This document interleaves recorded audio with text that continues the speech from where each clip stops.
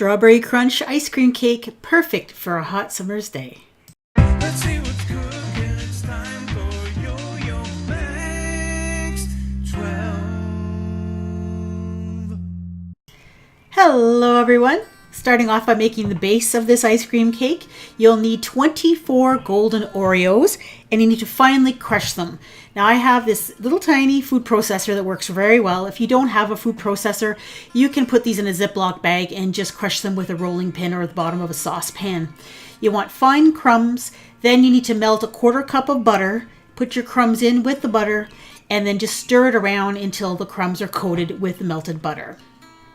Then you'll need a 9 by 9 inch baking dish or around that size.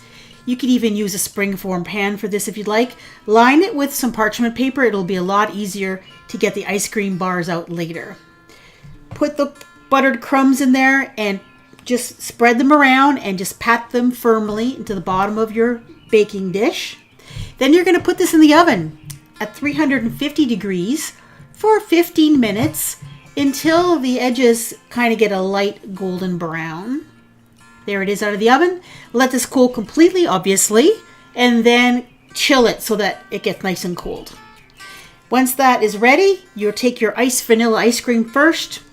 I let my ice cream sit out on the counter for about 5 or 10 minutes just so it softens up a bit, and then you're going to spread a nice layer of it in the bottom of your baking dish.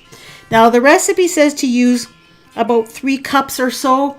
It's about that. I didn't measure my ice cream. I just put enough ice cream so that I had about a good 3/4 of an inch of ice cream on top of the base layer. Then you put it back in the freezer and let it firm up.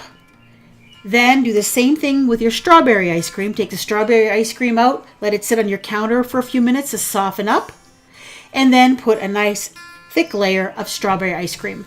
Now what I did was I just used an ice cream scoop and put globs of it on top and then just use a spoon to spread it around.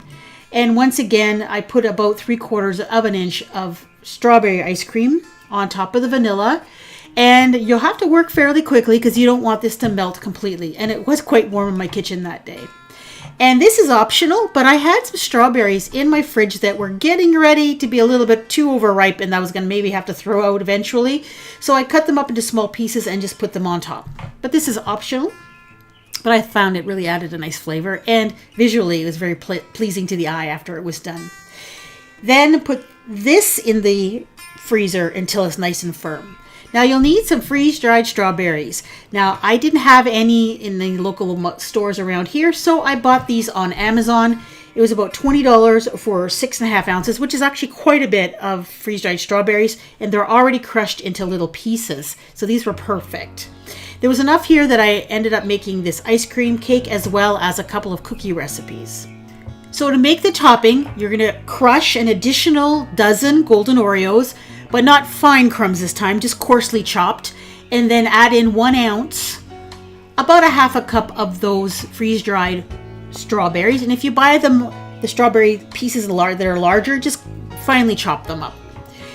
Then you will take about a 1/2 of a large tub of Kool Whip or frozen topping, spread it on top of that, and your container is going to be quite full. As you can see, it's going to go right up to the edge. So you're going to add a nice layer of Kool Whip and then sprinkle on the topping. Now there's a lot of topping, but I fit it all on there. And what I did was after I put the topping on, I just gently pressed it down so that it was in good contact with that Kool Whip.